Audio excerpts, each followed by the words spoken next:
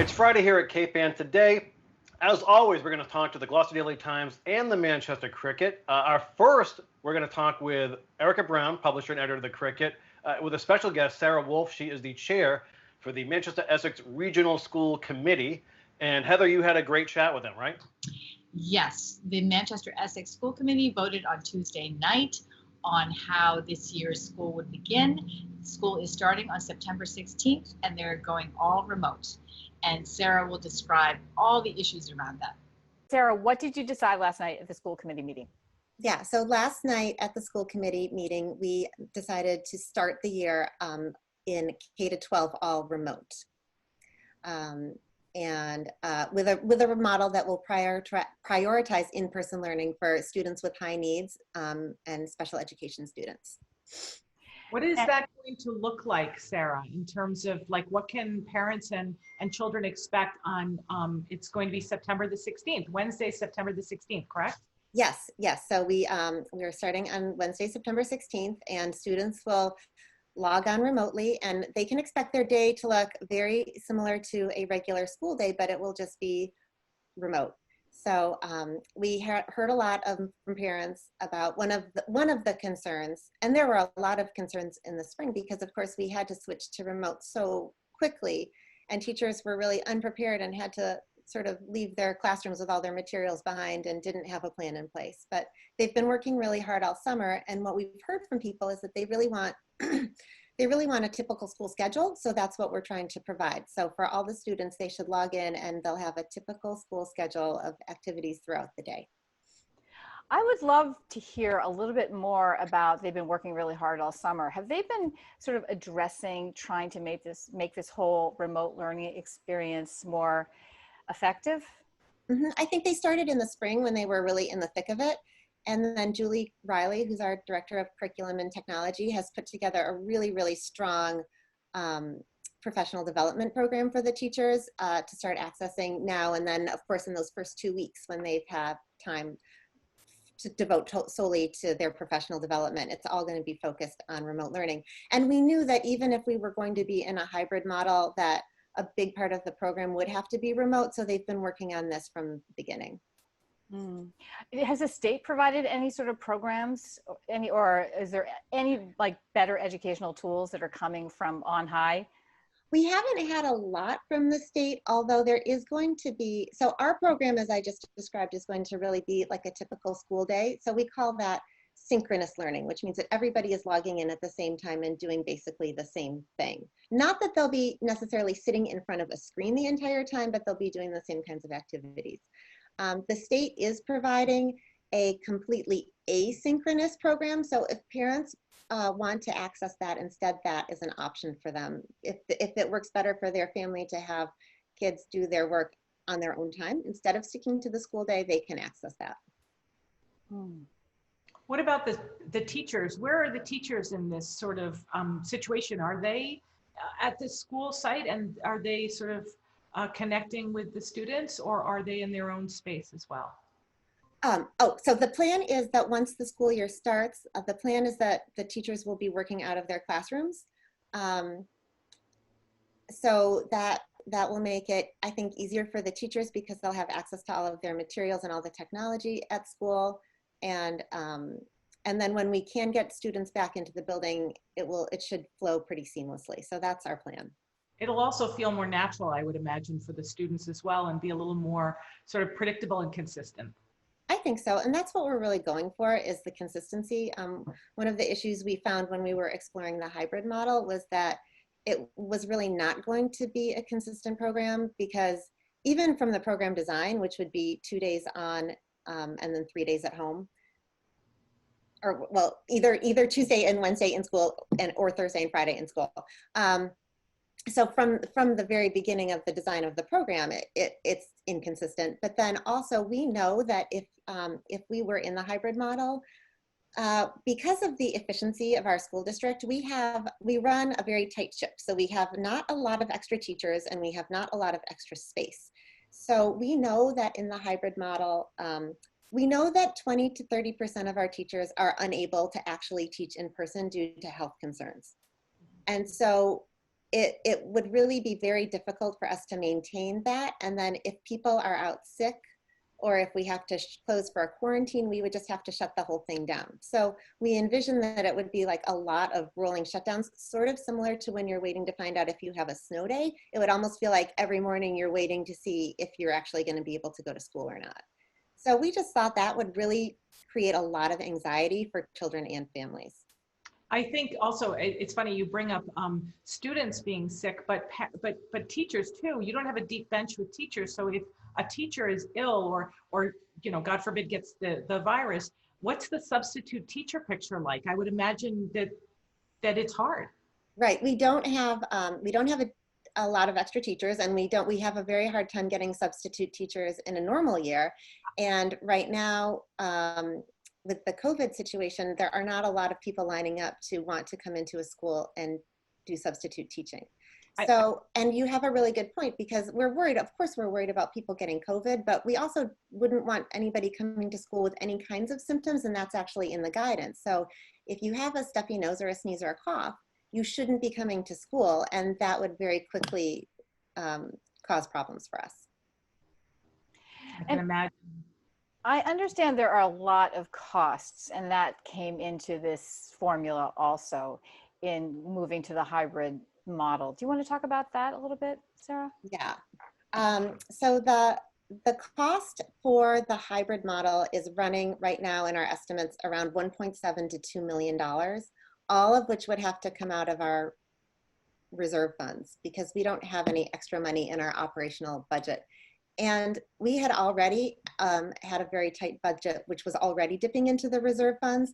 So that makes everybody really uncomfortable.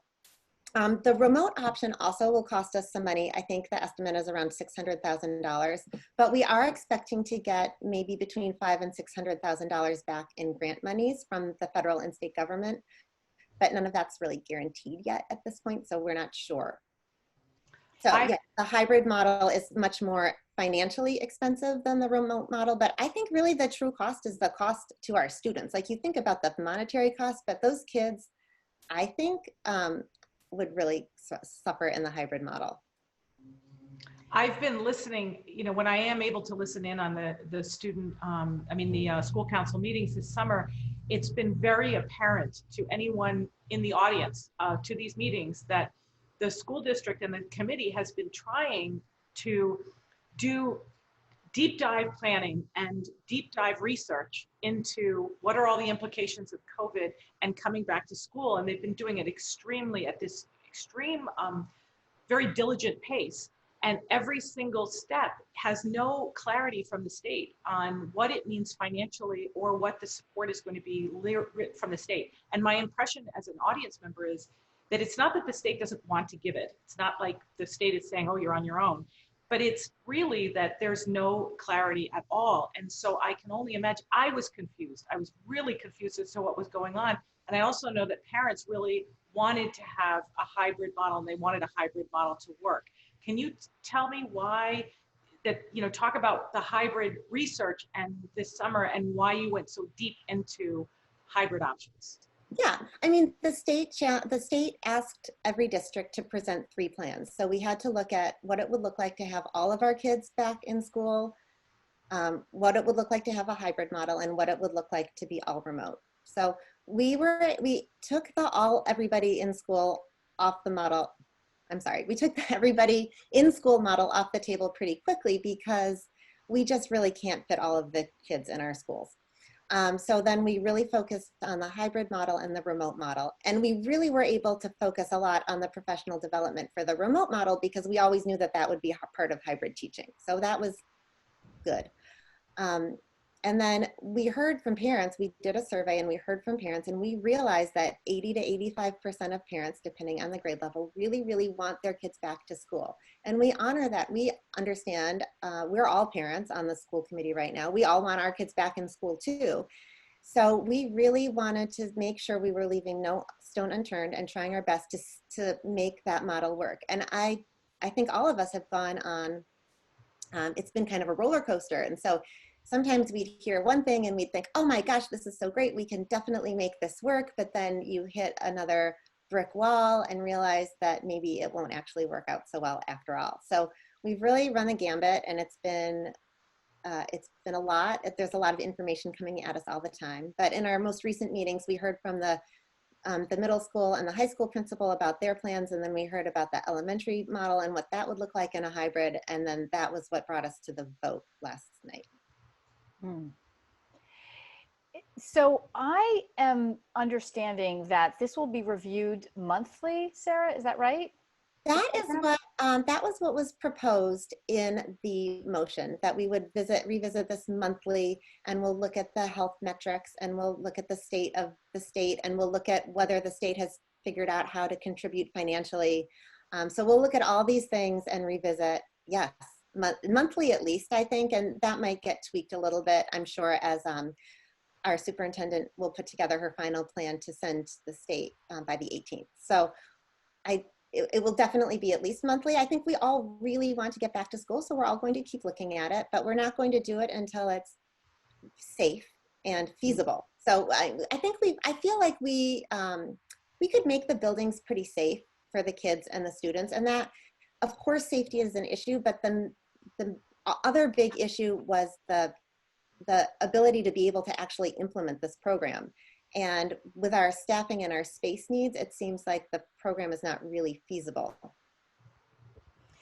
It sounds as if so much depends upon the virus waning, you know, I mean, and people, those 20 to 30 teachers feeling safe, being back in the classroom. I mean, that's a lot of staff you'd be missing, and feeling vulnerable. Yeah.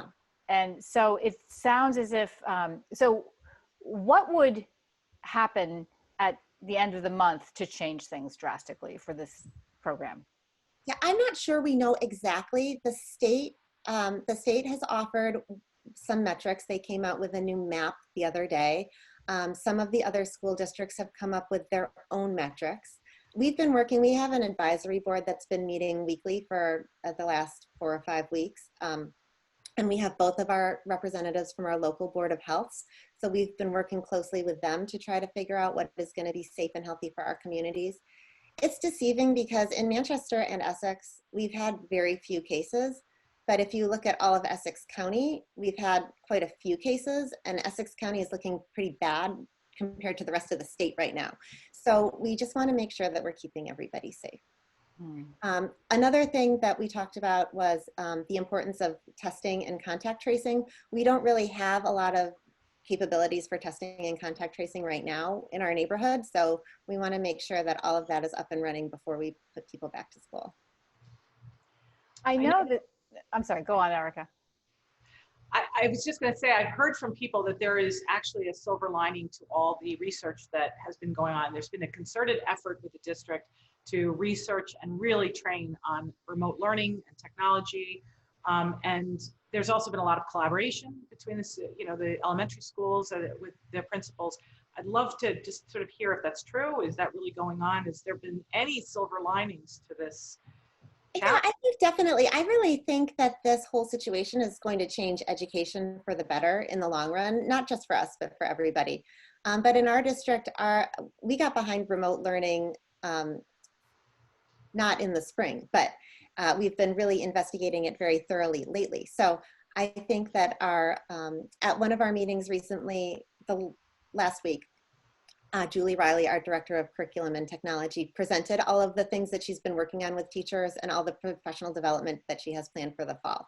So there are a lot of really exciting ways to engage kids very meaningfully online, and I'm excited. And the teachers seem really excited about that. I'm lucky because I get to be on the advisory board, so I get to hear from the teachers on a regular basis, and they're definitely getting excited about all of the new tools that they have and trying to implement those with the kids. So I think that's going to be good, and I think that will serve us well in the future, not just during this crisis. And the other, yes, definitely there's been a lot of collaboration between the teachers, especially at the 2 elementary schools, and they don't usually get to see each other a lot because they're in different towns, but now they get to see each other on Zoom, just like we are now. So they're all getting to collaborate really well. And I think that's going to be great for our district too. I think it's funny, you hear about a lot of districts that are losing teachers now because COVID has just been very discouraging, and it's been very uncertain. It's been very confusing.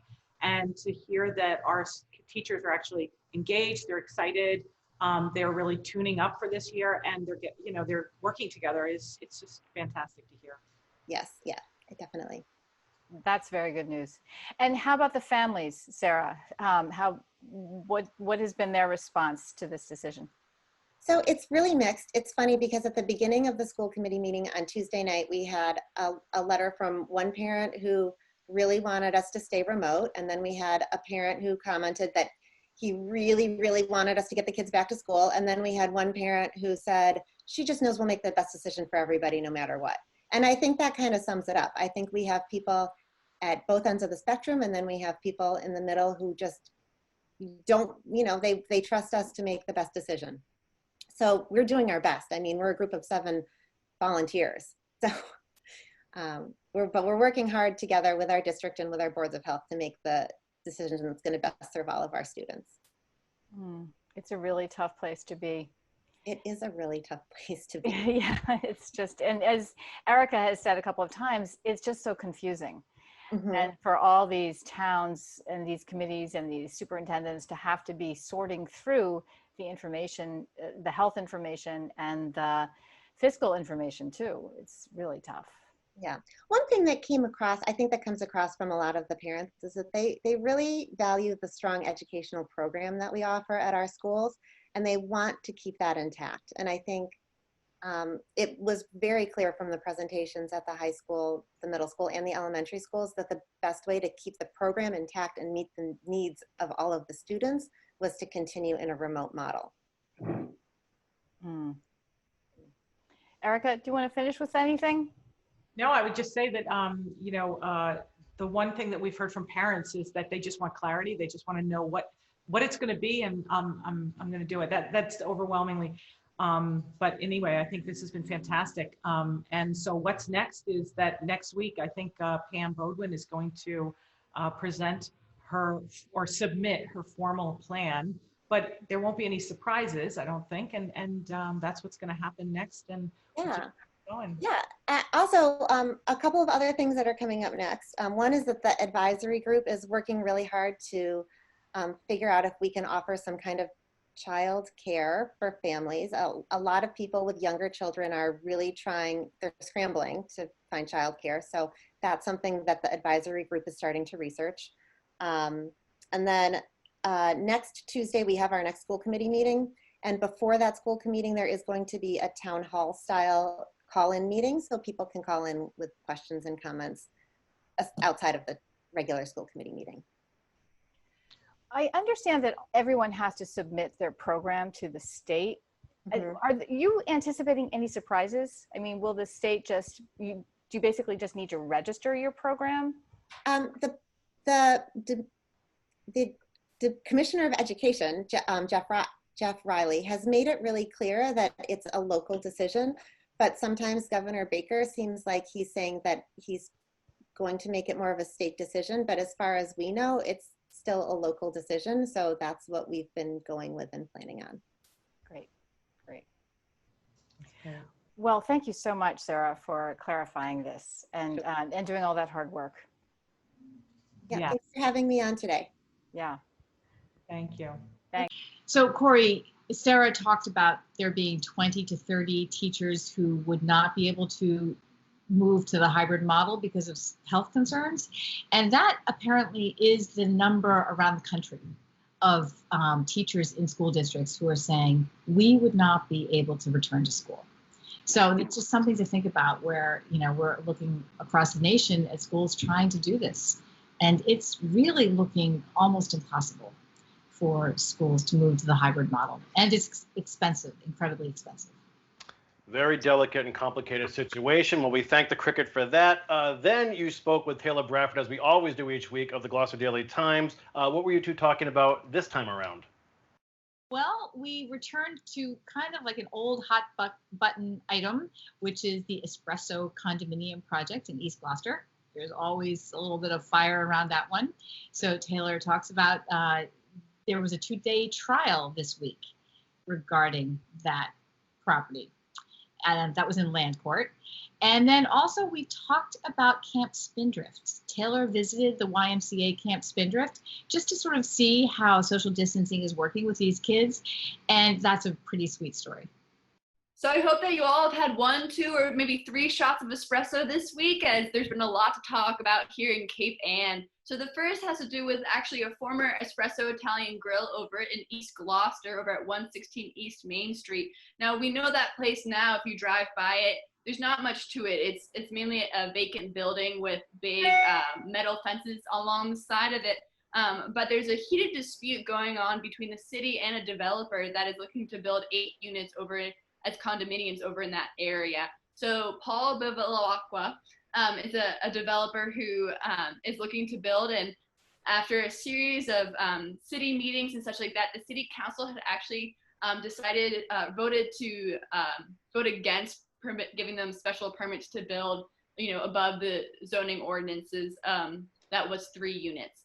And so the conversation's been going on for a couple months now, and you've been able to hear a lot from community partners who don't want it being built to those who are maybe a little bit more in favor of the potential of bringing more housing here into Gloucester. But the conversation, the legal battle, has kind of taken a step further last week. So there was a land court trial that happened over the state level where the city and the developers did go to court and had a judge rule that he's going to give both parties 30 days to get their request for ruling findings of fact to the court in suit, which that kind of means that both sides will be able to kind of have that conversation, provide their evidence. The actual trial lasted 2 days last week, so Tuesday and Wednesday, and a lot was said back and forth. There's a lot of presentations from both sides, but I had the opportunity to speak with some community people, members, who kind of brought their perspective on it, of kind of, what does it mean to be a neighbor to this area, and, what their thoughts on it. So I was able to speak with Reverend Richard Emanuel of the church over in East Gloucester, and he kind of spoke to how this, if they were to develop this into the 8 units that the developer is proposing, that it's almost as a form of gentrification. It's really taking away a lot of the history and culture here in East Gloucester. And, a lot more of our conversation can be seen on our story over on our website. But as also we speak with Henry Farini of Gloucester's Writers Center, and he kind of echoed the same thing, saying he doesn't want to see Gloucester turn into a bedroom community where people are living here but leaving to go find work. He really wants to make sure that we're able to keep that kind of unique essence of Gloucester alive and well. So speaking with them, and that story is going to be continued to develop, especially as those 30 days are counting down, and being, the ruling should come quite soon, once the judge kind of gets all the paperwork in file and things like that. So a lot of conversation there. So definitely, if you're in East Gloucester, feel free to drive by and kind of see a place that a lot of people have been disputing and talking about, especially because a day before the land court trial happened, there was a site visit where the judge came to visit the area and check it out, kind of get an idea before the land trial. And there was a protest. A lot of community members showed up and had signs and kind of 6 feet apart, but kind of, in agreement with the city council's initial decision to vote no. They're really looking to keep that no vote kind of thriving, and the final decision, going forward into the rest of the summer months. So Taylor, are the citizen protesters, would they find the 3 units acceptable? It's just moving it to 8 that is the problem? That's what it seems to be. The developers had kind of said that they'd be willing to go down to 6, but people were saying not even that is an acceptable option. So I think some people I've spoken with have said that the mixed use, kind of what we're seeing over in Main Street, is something that they'd be more inclined to, where it's kind of that balance between providing businesses but also housing. But yeah, the conversation seems to be very, very detailed, very passionate on both sides, which is, that's something that's not new to Gloucester. People really care, and it's awesome to see both sides and their perspectives. So yeah, and it just shows how much people value community in this city, and how often it conflicts with growth. So right. We're seeing it right there. So each side has 30 days to come up with what evidence that their argument is better. What's going to happen there? Right. So they've had, I mean, the 2-day land court trial was just that, right? It was both sides presenting a lot of their findings, kind of bringing plaintiffs in, having that conversation. And, you know, I know the city had, you know, Dr. Richard Sapphire come in and speak. So they have these representations coming in to kind of give and help give practical and human examples of, you know, how this is going to affect the schools, businesses, such like that. So it's for them to get their request for ruling. So what do they want to see? And again, any additional facts or findings that they can collect after having this conversation these past 2 days. So with that in mind, with that conversation that they had, you know, it's kind of saying, you know, oh, did you forget anything? Do you have any more to add? And it's kind of what these 30 days are. Okay. So, which to some might seem like a lot, to some might not seem like enough time. So, but it'll be interesting to see what ends up happening after the 30 days. It sure will. Yeah. So what else are we talking about right now? Yeah, so I mean, it's beautiful outside. The sun is shining, it is hot, and that means that kids are outside as well. And the big question is, right, summer camps have been running here in Cape Ann, and what has that looked like, and how have they been able to function at the socially distanced kind of protocols that both the local and the state level has been giving in terms of guidance of keeping people safe and mitigating the spread of COVID-19. So I was able to speak with Emily Karen of Camp Spindrift, the YMCA's camp, and they've been able to run. I went over to the camp, and kids were it was such a sight to see the kids running in line to their next activity 6 feet apart with masks on, and they were just like skipping across, but they all were 6 feet. And I was like, this is an example of what people are talking about when they say that people are doing it. They're doing it. And some kids were in the pool and they weren't wearing masks, and Emily kind of explained that it's a safety hazard if they were to wear masks in the pool, which makes sense. So instead they have these groups that the kids go into, and they don't leave these groups for the entire time they're at camp. So you're almost like quarantining with this group of people. You're still distanced within those groups, but you stay within those groups. And if you were to come back, you go to the same group that you were in. And so for the swimming example, they had a divider where one group was in one section and one group was in the other. And so they're really trying to mitigate any potential contact or kind of spread of what could be the virus. But they've had no cases of COVID-19. And a big question that I was really curious to know the answer to was, is this any good indicator to what schools might look like in the fall, if this is working? Because there are some summer camps that chose not to function as normal. Gloucester's Adventure Camp, said we're going to do online free service for the community because we want to see people outside, but they couldn't serve the community like they felt like they had normally. So they've been providing, dory rides for families and stuff like that. And so you have these two perspectives and these approaches to kind of the summer months and kids, but how is this an example of how things might look like in the fall? And for people over at Camp Spindrift, they said, it is possible to do this. Kids are smart and they adapt and they learn. Granted, depending on the age group, that's a whole nother story. And granted, Camp Spindrift is outside, and so there's a lot there, but when they have had to be inside, they've really enforced that. So what Emily was saying is she really hopes that these kids who have been doing socially distanced life for a while together, hopefully that they can take that into the classroom, and then also encourage their classmates to do that as well, as they can be good examples of that for those who maybe didn't go to camp, who maybe wanted to go to camp, but the ones that they usually went to were closed. So I think it's leading by example is a big thing that they've been talking about. That's great. And what ages were they? Maybe you said this already and I missed it, Taylor. What was the general age range? I believe it's 10 to 14. I believe it's like 10 to 14, 8 to 14, depending on the camp. But 14 to 15-year-olds seems to be the max for a lot of these camps. The camps that are running still have to provide hand sanitizer and masks and gloves and any, they've had to rearrange things. And so I think there are additional costs, like when we talk about PPE and how much that has been additional cost to city and businesses within the city. But it seems like it's a lot of, setting a good example and the conversations had and really how you frame it, right? I think camp is all about how you facilitate and how you frame an experience. And so for these counselors, I wasn't able to speak with any of the counselors, but it'd be really fascinating to know, how has their approach to facilitation changed?